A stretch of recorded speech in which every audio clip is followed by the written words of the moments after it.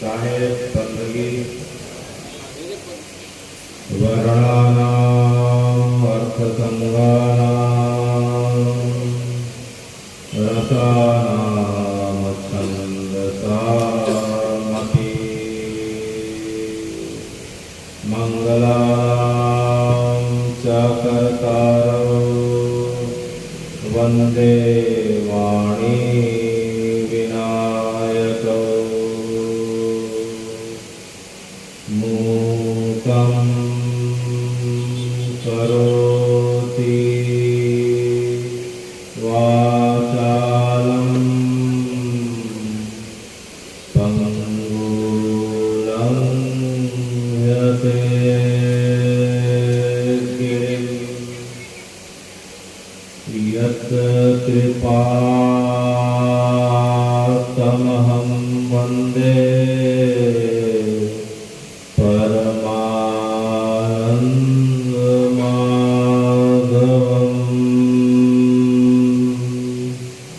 राम रामेति रामेति रमे रामे मनोरमे सहस्रनाम तत्तुल्यं श्रीराम नामं वरानने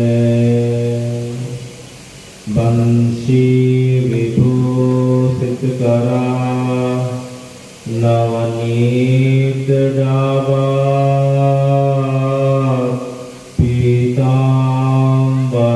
पीतांबरारुणविं फलाधरोष्ठा पूर्णेन्दु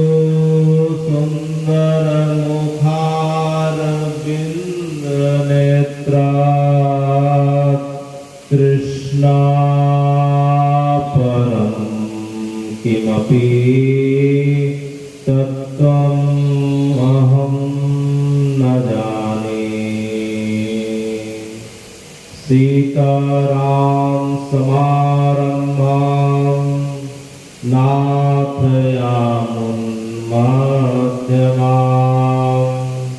अस्मदाचार्यपर्यन्तां वन्दे गुरुपरम्परां।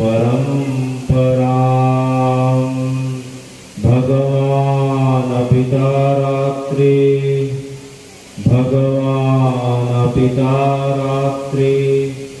शरदेन्दुफुल्लमल्लिका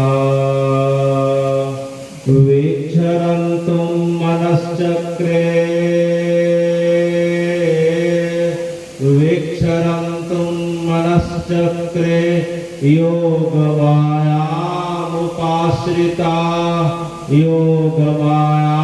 योगमायामुपाश्रिता भगवान् पिता रात्रि। हे साहेब, आज हम सब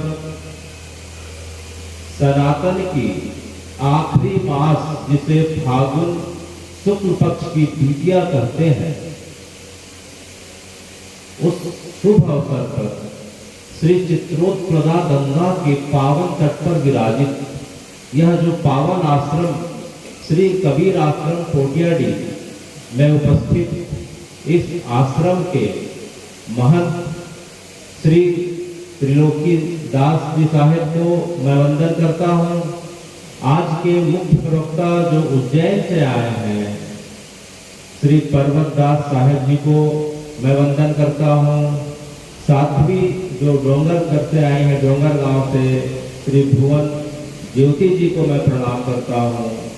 साथ में जितने संत हैं, साहेब जन हैं और मेरे अभिष्ट और अनन्य श्री अशोक पवार जी जो अग्रज हैं, मेरे शिक्षा गुरु हैं, और अभी आपके सामने जिन्होंने घोषणा करी श्रीमती फुलेश्वरी किरण जी, जो कुशल एक समाज सेविका, एक कुशल राजनीतिक होने के नाते, एक परंपरागत सनातनी होने के साथ साथ जिनका सनातन के सभी पंथों के लिए अद्भुत सम्मान और प्रेम और आदर का भाव है, उन सबको मैं अभिनंदन करता रखते हुए आज जो है मुख्य विषय पे प्रवेश करता हूँ, क्योंकि यह सनातन के अलावा मेरा किसी भी पंथ में जाने का और वक्ता के रूप में बोलने का पहला अवसर है। मेरे बगल में मेरी माँ स्वरूप जो है बैठी हुई हैं, साध्वी जी, बगल में मेरे बड़े भाई अग्रज के स्वरूप सभी हैं। तो हो सकता है कि मुझसे कुछ त्रुटि हो, लेकिन मेरी मनसा ऐसी कभी नहीं होगी। मेरा सभी पंथों के लिए बराबर का सम्मान है।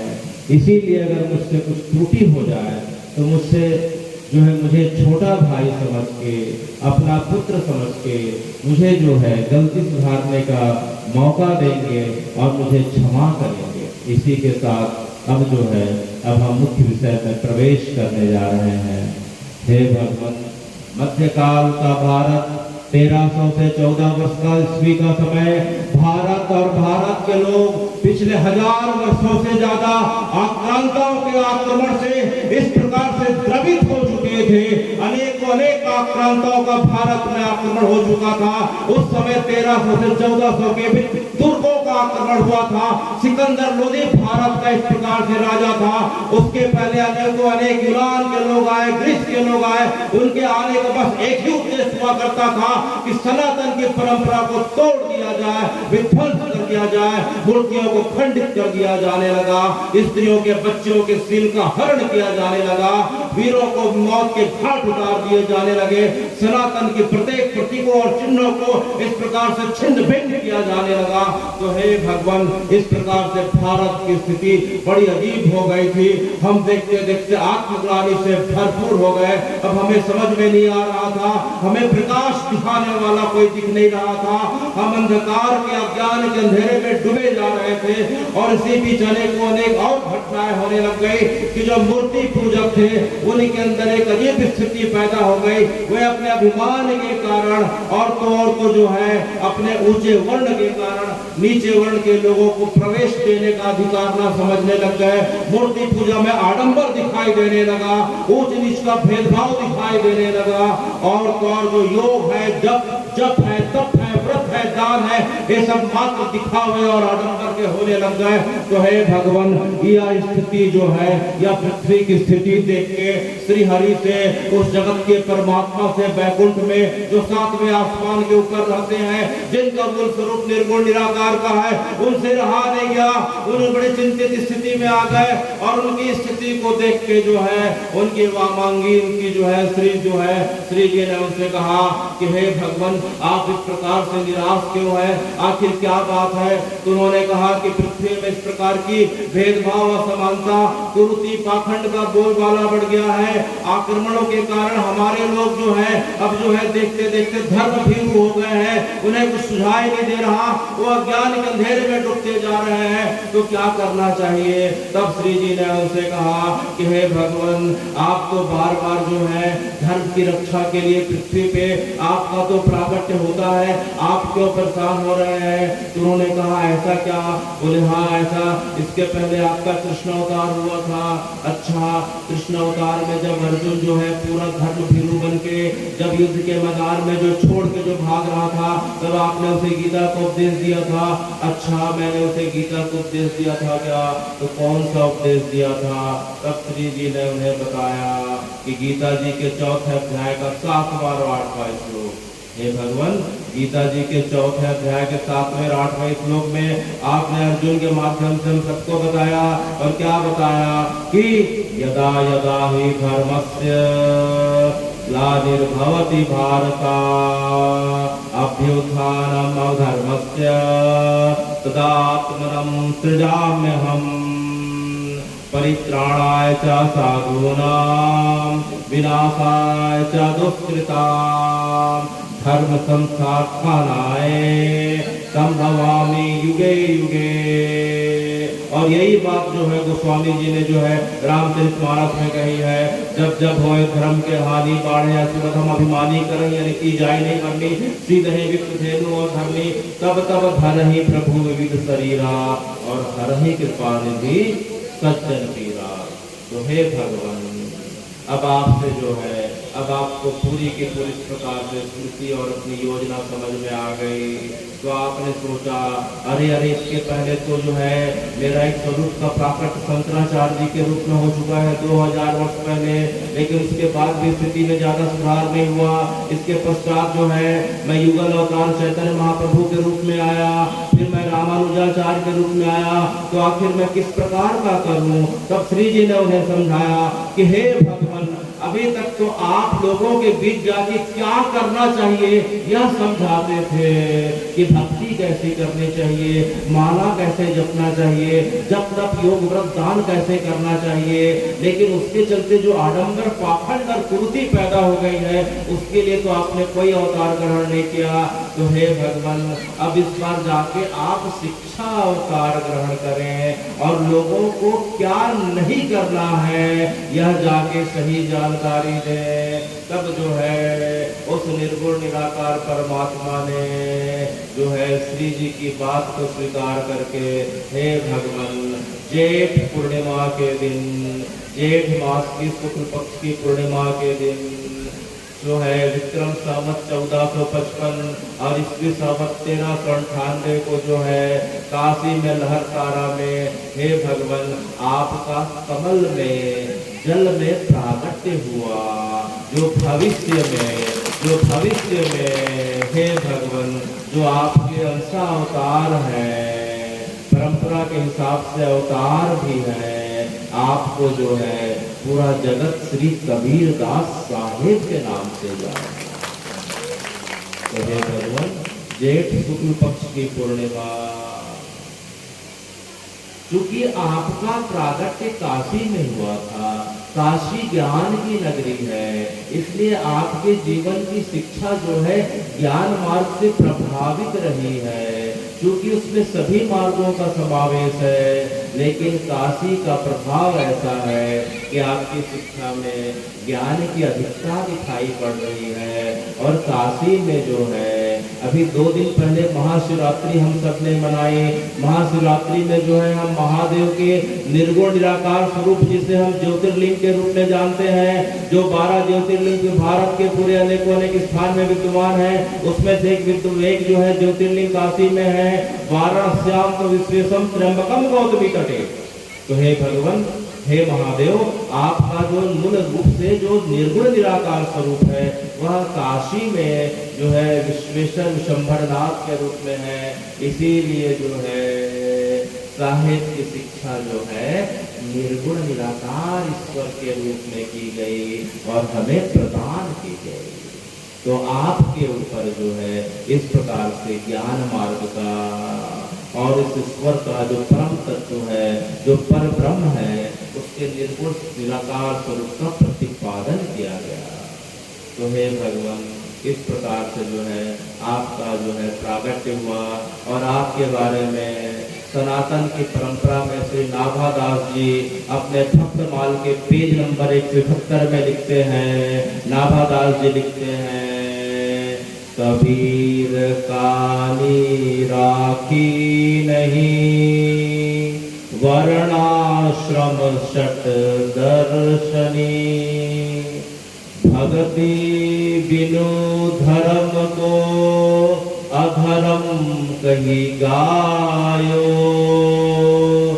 जोग व्रत तप दान भजन बिनु तुक्ष बतायो, हिंदू तुरक प्रमाण रमैनी, सबक और साखी, पक्षपात नहीं वचन, सबके हित की भाकी। तो नाभादास जी श्री कबीर दास साहेब जी के लिए लिखते हैं कि जो है, हे कबीर दास जी, आप धन्य धन्य हैं। आपके आने से धरा जो है यह वसुंधरा धन्य धन्य हो गई। क्यों? क्योंकि आपने जो है उस समय की जो कुरीति थी, जो पाखंड और जो आडंबर जो पूरे पृथ्वी में छा गई थी, आपने उसका बड़े जो है प्रेम पूर्वक जो है खंडन किया। आपने जो है सबसे पहले जो है कबीर कानी राखी नहीं वर्णाश्रम षड दर्शनी। तो हे भगवान, सबसे पहले आपने वर्णाश्रम का जो है खंडन किया, विरोध किया। तो यह वर्णाश्रम, कौन से वर्णाश्रम का खंडन किया?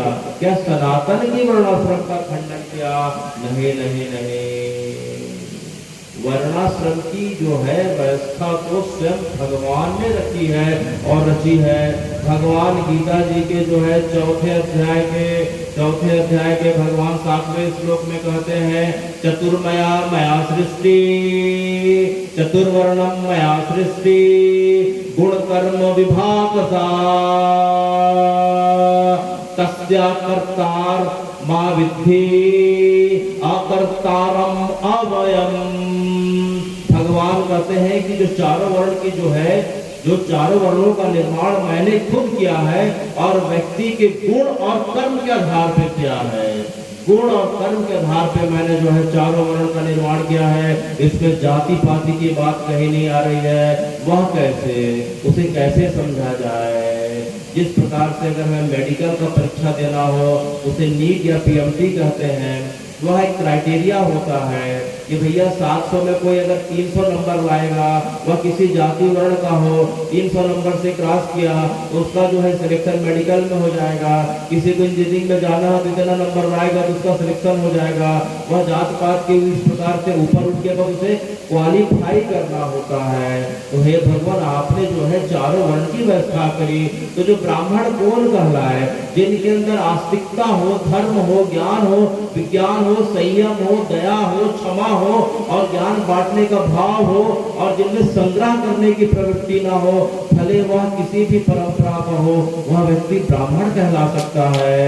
जिस प्रकार से वाल्मीकि जी को जो है भील के साथ, भील परिवार में उनका पालन पोषण हुआ, लेकिन रामचरितमानस तो उन्हीं की मानी जाती है, उन्हीं की सबसे ज्यादा प्रमाणिक मानी जाती है। वेद व्यास जी की माता तो सत्यवती जो है मछुआरे के परिवार की थी, फिर भी जो है ब्राह्मणों में उनका जो है सबसे अग्रस्थान बताया जाता है। श्री विश्वामित्र जी के बारे में तो हमारी दीदी ईश्वरी किरण और अच्छे से जानती है कि वो क्षत्रिय होने के बाद भी उनका ब्राह्मण किस प्रकार से उत्पन्न हुआ कि गायत्री उनके सामने प्रकट हो गई और उनके सामने जो है इंद्र भी पानी भरने लगा। उन्होंने जो है उस प्रकार से जो है दूसरा स्वर्ग का निर्माण कर दिया। तो ब्राह्मणों में, मुनियों में श्रेष्ठ विश्वामित्र हो गए। उस प्रकार से जो है वेद व्यास हो जाते हैं, वाल्मीकि हो जाते हैं। ये वर्ण व्यवस्था है, व्यक्ति के गुण और कर्म और विशेषताओं पर आधारित है। क्षत्रिय कौन? तो हे भगवान, जो युद्ध में जो है जिसके अंदर वीरता का भाव है, जिसकी भुजाएं शत्रुओं को देख के और देश की रक्षा के लिए दिन रात फड़कती हो और युद्ध में जो मरने और मारने का भाव रखता हो, वह क्षत्रिय कहला सकता है, चाहे वह कोई भी हो। इस प्रकार से सनातन की परंपरा में कोई भी अगर जो है इन निश्चित क्राइटेरिया को और इनको जो है इन उपलब्धियों को अगर पार कर लेता है तो वह जो है इन चतुर्वर्ण की व्यवस्था में आ जाता है। भगवान खुद गीता जी के 3 अध्याय के 35वें श्लोक में कहते हैं कि श्रेयांसो स्वधर्मा विगुणः परधर्मात्सु निष्ठात् निधना श्रेष्ठे स्वधर्मे परधर्मो भयावह। कि अर्थात जो है व्यक्ति के गुण और कर्म पे आधारित जो कर्म है वह संसार का सबसे श्रेष्ठ कर्म माना जाना चाहिए और व्यक्ति को भी स्वयं मानना चाहिए कि जो कार्य वह कर रहा है वह संसार का श्रेष्ठ कार्य कर रहा है, उससे अच्छा कार्य कोई नहीं हो सकता। और अपने धर्म के कार्य को करते हुए व्यक्ति को अपने धर्म में मर जाना लाख गुना श्रेष्ठ है, अपितु के दूसरे धर्म से प्रभावित होकर उसमें चले जाना। तो हे भगवान, इसीलिए साहेब ने जीवन भर जो है अपना कार्य नहीं छोड़ा, रैदास जी ने अपना जीवन भर कार्य नहीं छोड़ा। तो जो आपका मूल परंपरागत जो कार्य है, आप शिक्षा के आधार पर जिस कार्य में जाते हैं वह आपका जो है प्राथमिक कार्य होना चाहिए। इसमें किसी प्रकार की ग्लानि नहीं होना चाहिए। सनातन की वर्ण व्यवस्था शुरू से इसी प्रकार की हुआ करती थी।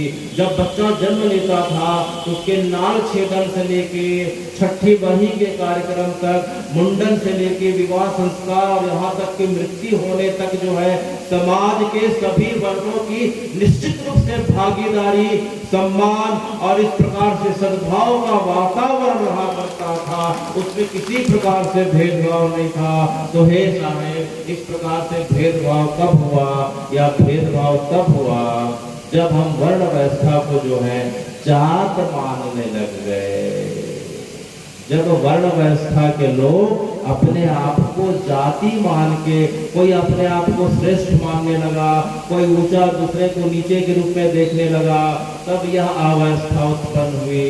इसीलिए साहेब कहते हैं, जात पात पूछे ना कोई, और हरि का भजे सो हरि का होई।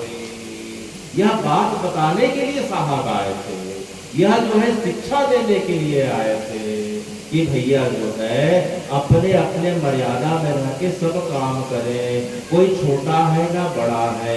यह वर्ण व्यवस्था तो साहेब आप हमें बताते हैं कि यह तो घड़ी के कांटे के समान है। कांटा कभी 12 में रहता है, कभी 3 में, कभी 6 में, कभी 9 में। तो जो है 12 वाला सोचने लगे तो मैं बड़ा, तो कांटा खिसक के तो 6 में आ गया। इसी प्रकार की वर्ण व्यवस्था, सभी आपस में गुथे हुए हैं, कोई छोटा है ना कोई बड़ा है। साहेब आपने यही बात हमें बताई है। कबीर कानी राखी नहीं, वर्णाश्रम सट दर्शनी। तो हे साहेब, आपने किस प्रकार के दर्शन का, उपनिषद का, पुराणों का, धर्म ग्रंथों का विरोध किया?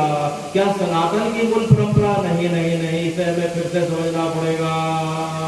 अरे भैया, कि ऐसा ग्रंथ, ऐसा उपदेश, ऐसा गुरु जो हमें धर्म के मार्ग से विमुख करता हो, ऐसा ग्रंथ का आपने, ऐसे गुरु का आपने विरोध किया, वह कैसे?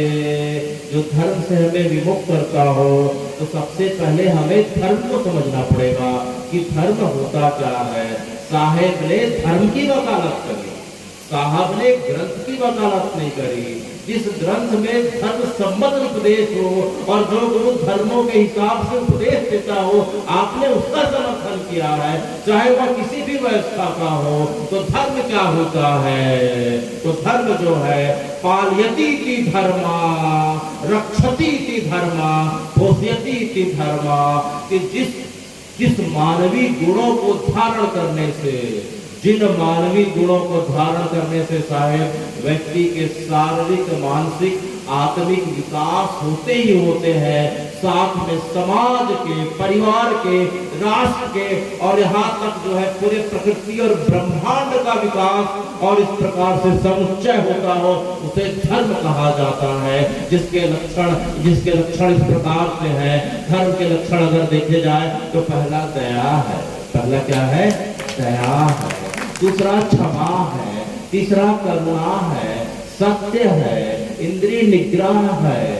इस प्रकार से धर्म के जो लक्षण है, अगर कोई इसके विपरीत कार्य करता हो या ऐसा ग्रंथ जो इसके विपरीत उपदेश करता हो, तो साहेब आपने उसका विरोध किया कि जो है जहाँ सत्य के बदले झूठ बोला जाता हो, जहाँ प्रेम के बदले केवल मारकाट होती हो, जहाँ जो है अहिंसा के बदले हिंसा होता हो, जहाँ जो है व्यभिचार की मात्रा ज्यादा हो, इस प्रकार से जो है जिस ग्रंथ में या जिस गुरु के द्वारा उपदेश दिया जाता था, आपने उसका विरोध किया है।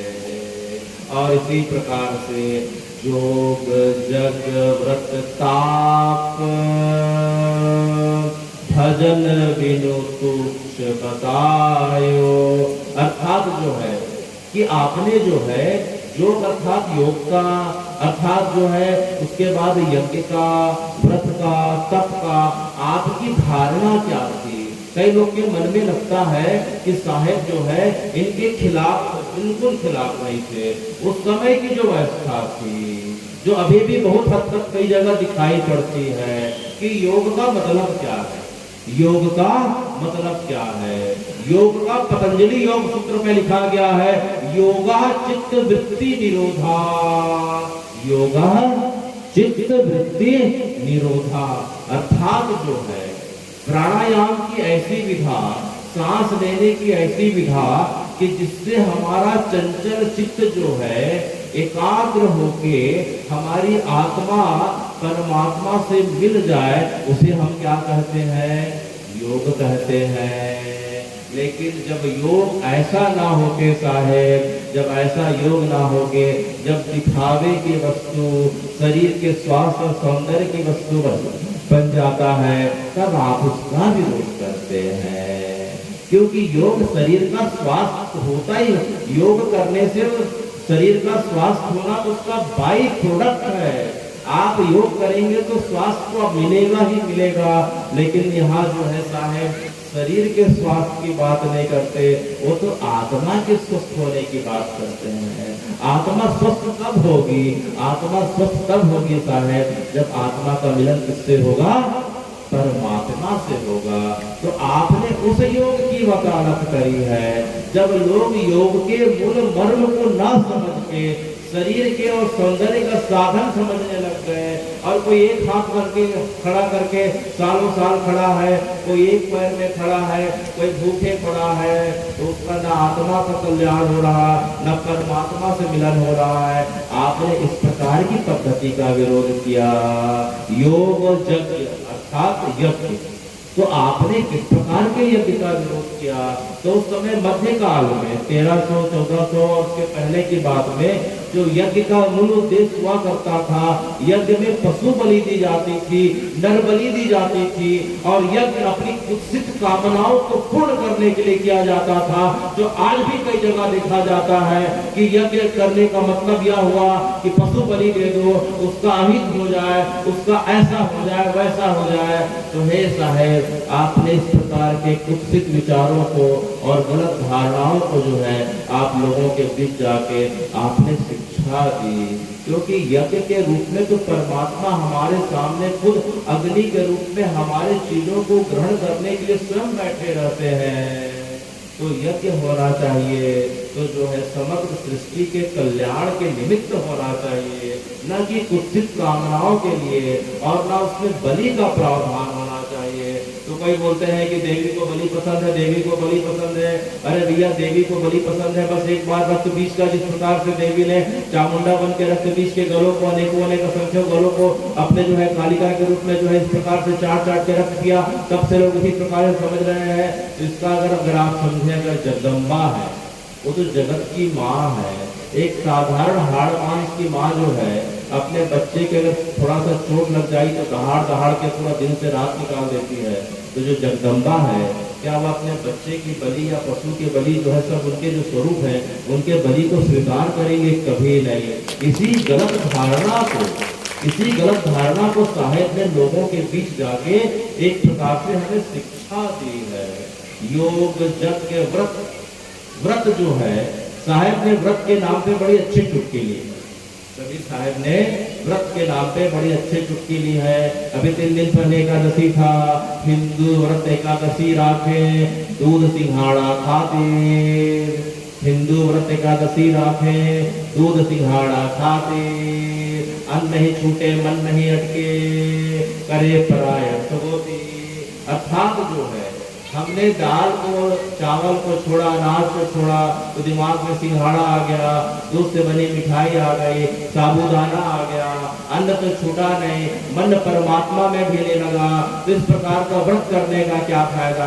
अरे भाई, व्रत करो तो एक दिन इस प्रकार का व्रत करो कि एक दिन मैं झूठ नहीं बोलूंगा, एक दिन मुझसे व्यभिचार नहीं होगा, एक दिन मैं माता पिता गौ की सेवा करूंगा, एक दिन मैं जो है पेड़ लगाऊंगा। इस प्रकार से जो है कोई व्रत करे तो साहेब उस व्रत को मान्यता देते हैं। तो कहने का मतलब, आपने इस प्रकार की जो व्रत के अंदर कुरीति आ गई, यज्ञ के अंदर कुरीति आ गई, योग के अंदर कुरीति आ गई, उसका आपने जो है खंडन करके लोगों को सही शिक्षा दी। उसी प्रकार से दान के बारे में साहेब का यह कहना था कि दान के बारे में लोग थोड़ा सा दान देते नहीं है, कि सीना छोड़ के पूरे जगत में अपना प्रचार करते हैं। मंदिर में एक सीढ़ी लगाया नहीं, एक पत्थर नहीं लगाया, तो उस पत्थर से ज्यादा उसमें खानदान का नाम लिखा जाता है। एक पंखा के एक ब्लेड में नाम इतने हो जाते हैं कि ब्लेड पंखा का छोटा पड़ जाता है। तो कबीरदास जी साहेब ने साहेब ने कहा दान अगर जो है सीखना हो तो प्रकृति से सीखो, परमात्मा से सीखो। परमात्मा हमारे प्राणों का दान देते हैं, किसके माध्यम से? सांसों के माध्यम से। तो परमात्मा रोज सपने में आके हमें बोलते हैं क्या कि मैं तुम्हें प्राण दिया, प्राण दिया? कभी हमने सुना है क्या? है सूरज जो है उष्मा देते हैं तो पूरी पृथ्वी सृष्टि चलती है, तो सूरज ने कभी आके कहा?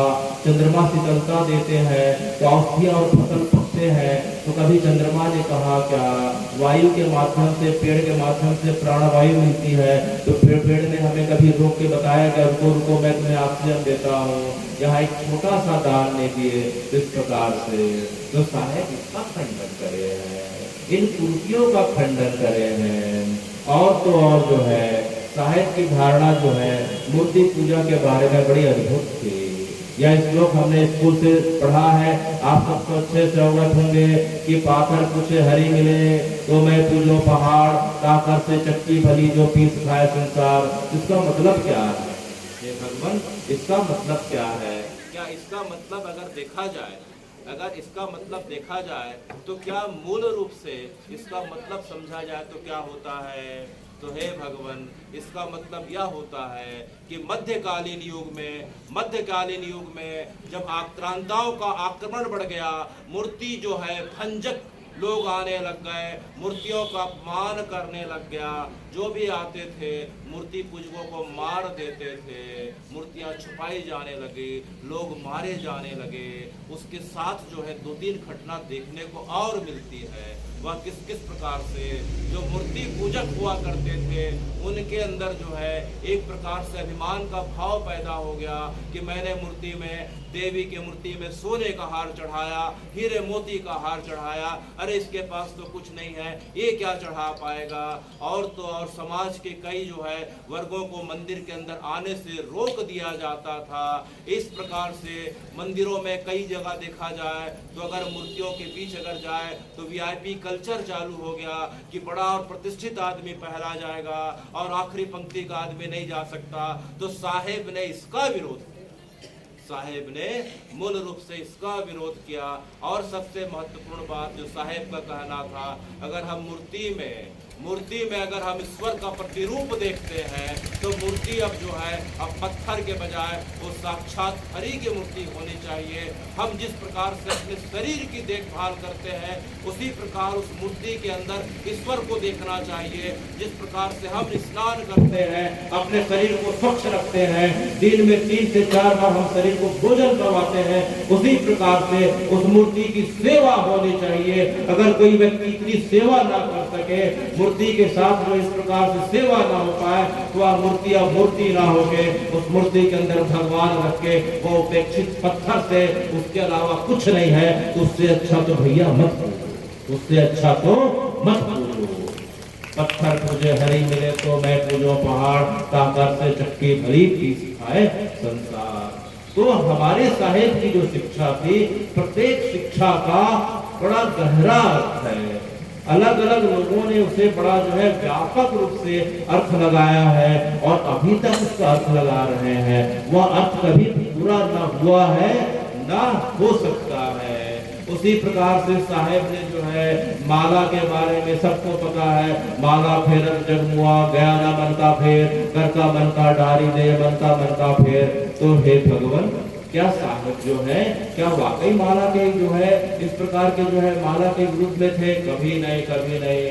साहेब का माला के प्रति जो लोगों के मन में पाखंड आ गया था, अभी भी हम देखते हैं कि हम माला कर रहे हैं, लेकिन माला करते करते बात संसार की कर रहे हैं, बात संसार की नहीं कर रहे हैं, तो मन संसार में भटक रहा है। तो साहेब ने इसका विरोध किया कि जो है माला करो तो भैया मन को एकाग्र करके परमात्मा से बात करो, तुम्हारी लौ परमात्मा से मिल जानी चाहिए, न कि संसार की इधर उधर की बातों में। अगर नहीं कर सकते तो चुपचाप माला को रख दो। क्योंकि अगर माला का विरोध रहता तो साहेब का जो अगला जो पंक्ति है, माला मन से लड़ पड़ी तू जो है क्यों, तू क्यों रखा मोए, बिना शस्त्र का सुरमा भला लड़ भी देखा कोई। कि साहेब माला के लिए कहते हैं कि माला कोई खराब वस्तु नहीं है, यह माला तो माया से लड़ने का ब्रह्मास्त्र है।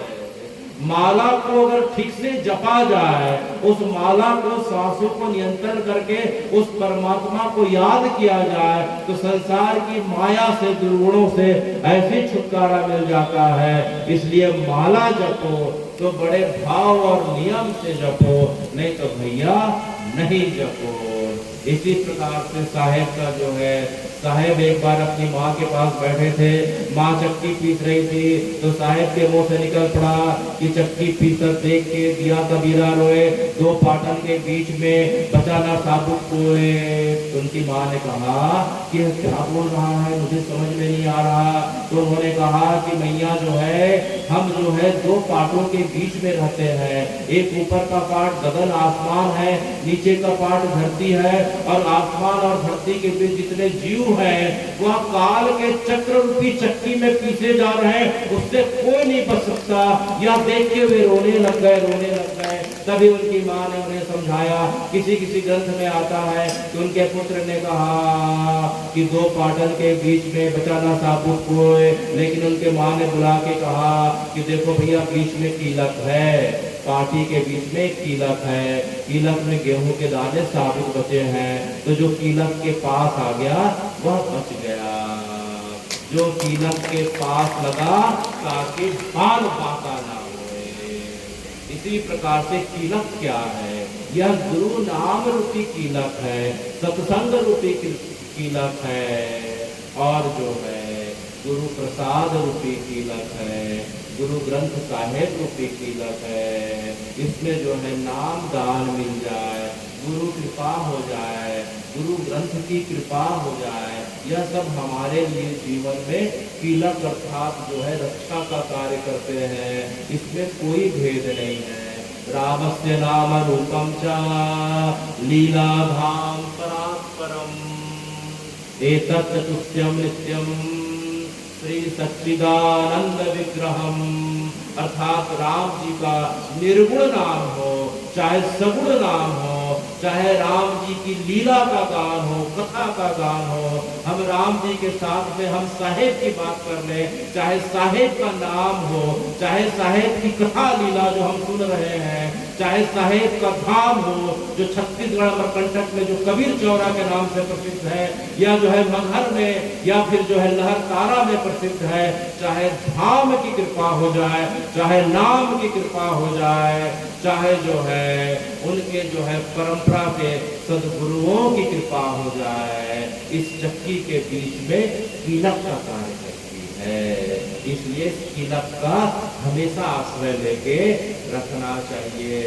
तो इस प्रकार से जो है इनके बारे में जितना जो है हम वर्णन करें वह तो कम पड़ता है। अब क्योंकि हम छत्तीसगढ़ में रहते हैं, हम कहाँ रहते हैं, छत्तीसगढ़ में रहते हैं, और छत्तीसगढ़ में जो है धर्म नगरी धमतरी में रहते हैं। तो हे भगवान, जिस प्रकार से आदि गुरु शंकराचार्य जी ने समाज की व्यवस्था को सुधारने के लिए आज से 2700 वर्ष पूर्व जो है भारत के 4 कोनों में 4 मठों की स्थापना करी और अपने 4 शिष्यों को नियुक्त किया। उत्तर में जोशीमठ, जिसे ज्योतिर्मठ कहा जाता है, दक्षिण में श्रृंगेरी, पूर्व में गोवर्धन, पश्चिम में शारदा, और अपने 4 शिष्य जो है पदमपात, रोटक, हस्तपाल और जो है मंडल सुरेश्वर के रूप में। इसी प्रकार से हमारे साहेब ने मध्यकालीन में इस प्रकार से समाज की कुरीति को, व्यवस्था को सुधारने के लिए, पाखंड आडंबर को दूर करने के लिए 4 गुरुदत्ती की स्थापना करी, और उसने जो है अपने 4 उत्तराधिकारियों को नियुक्त किया। सबसे महत्वपूर्ण है उत्तर का, सबसे महत्वपूर्ण कौन सा है, उत्तर भारत। उत्तर भारत में साहेब ने बांधवगढ़ को चुना और बांधवगढ़ से अपना उत्तराधिकारी बनाया श्री श्री धनी धर्मदास साहेब को, श्री श्री धनी धर्मदास साहेब जी को, जिनकी परंपरा तब से लेके आज तक चल रही है। चलिए मेरे साथ सब बोलिए, बोलो श्री धनी धर्मदास साहेब की। तो हे भगवान, आपने उत्तर में श्री धनी धर्मदास साहेब को अपना उत्तराधिकारी के रूप में जो है नियुक्त किया। बाद में उनकी परंपरा चली। दक्षिण में आपने चतुर्भुज साहेब को कर्नाटक में, इस प्रकार से पूर्व में दरभंगा में बंगे साहेब को, और पश्चिम में जो है मालपुर में जो है सहदेव बाला साहेब को आपने उत्तराधिकारी के रूप में नियुक्त किया। आपने जो है धनी धर्म साहेब के 42 वंशों को अक्षरछूट रखने का आशीर्वाद दिया। उसके पास पश्चात जो है दक्षिण में चतुर्भुज साहेब को जो है 16 वंशों का आशीर्वाद दिया। पूर्व में जो है आपने बंगे साहब को 27 वंशों का, और पश्चिम में जो है आपने 7 वंशों को छूट रखने का आशीर्वाद दिया। वह जो है धनी धर्मदास जी की परंपरा किस प्रकार से है, वह इस प्रकार से है। हे भगवान, एक बार धनी धर्मदास जी जो है कबीर साहेब के साथ जगन्नाथपुरी की यात्रा पे जा रहे थे। जाते जाते बीच में अमरकंटक पड़ा। अमरकंटक में जिस जगह पे आपने साहेब के साथ सत्संग किया, वह जगह कबीर चौरे के नाम से विख्यात है। उस जगह पे आप भी जो है जाके सब देख सकते हैं। बहुतों ने देखा होगा, जो नहीं देखे हुए आज भी जाके देख सकते हैं। वह जगह कबीर चौरे के नाम से विख्यात है। वहाँ साहेब का जो है खड़ाऊ है, कमंडल है, और साहेब के हाथ की माला भी रखी हुई है। उस जगह पे नर्मदा जी स्वयं आपकी सेवा के लिए प्रकट हो जाती है। उस जगह को कबीर कुंड कहा जाता है। सामने में चबूतरा दिख रहा है, जिस जगह पे बैठ के आप धनी धर्मदास को और बाकी शिष्यों को जो है आप जो है सत्संग का लाभ दिया करते थे। और एक बार उसी समय जो है आपके समकालीन जो है सिखों के पहले गुरु नानक जी का आगमन हुआ। उसी जगह पे एक बरगद का पेड़ है। आपने गुरु नानक जी के साथ आपने जो है संसार की अवस्थाओं के बारे में आपने जो सत्संग किया, वह पेड़ आज भी जो है कबीर वट वृक्ष के नाम से विख्यात है। तो इस प्रकार से हे भगवान, आप अपने जो है प्रिय शिष्य के साथ जब जगन्नाथपुरी की यात्रा पे गए थे, तो वह जो है फागुन पूर्णिमा, यही समय चल रहा था। फागुन पूर्णिमा के समय सन 1569 की बात है, विक्रम संवत जो है धनी धर्मदास जी सतलोक गमन कर गए। फिर आप वापस आते हैं 1570 में जो है आप जो है उनके पुत्र मुक्तमणि साहब को गद्दी देते हैं। मुक्तमणि साहब जो है कोरबा के कुदुरमाल में आके जो गद्दी स्थापित करी।